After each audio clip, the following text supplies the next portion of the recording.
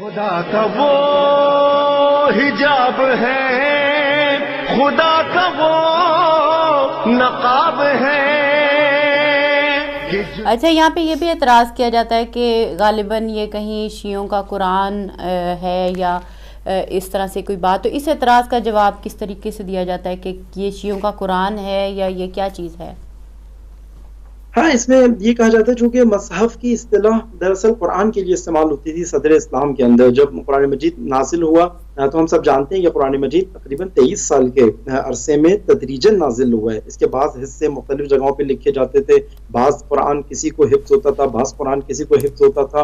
और उसके बाद नबी अकरम की रहलत के बाद एक बहुत बड़ा चैलेंज ये पेश आया कि कुरान मजीद की उन अलग अलग मौजूद हिस्सों को जम किया जाए।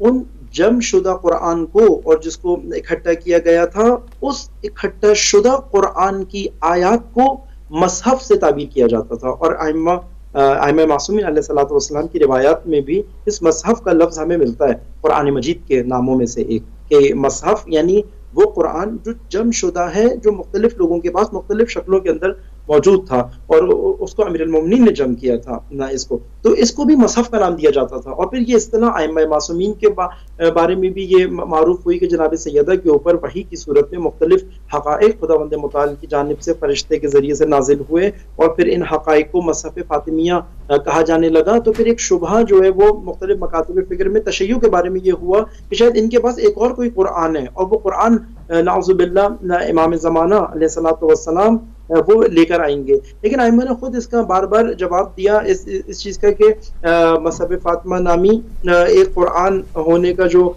शुबहा दिया जाता था और फिर इल्ज़ाम भी लगाया जाता था। आइम्मा ने कहा था कि हाँ, खुदा की कसम, ये खुद इमाम सादिक की रिवायत है कि खुदा की कसम मसहफ़ फातिमिया हमारे पास है और इसमें कुरान मजीद की एक आयत भी नहीं है। ये 2-3 अहादीस इसी तरह से खुद इमाम सादिक से हमें मिलती हैं कि हत्ता ये बताया गया, खुद इमाम सादिक फरमाते हैं कि मसहफ़ फातिमिया कुरान मजीद का जो कंटेंट है, उसका जो हजम है, उससे 3 बराबर है मसहफ़ फातिमिया। लेकिन उसमें इमाम ने बाकायदा दोनों रिवायतों में इमाम ने खुदावंद मुताल की कसम खाकर ये बोला कि इसके अंदर एक आयत भी कुरान की नहीं है।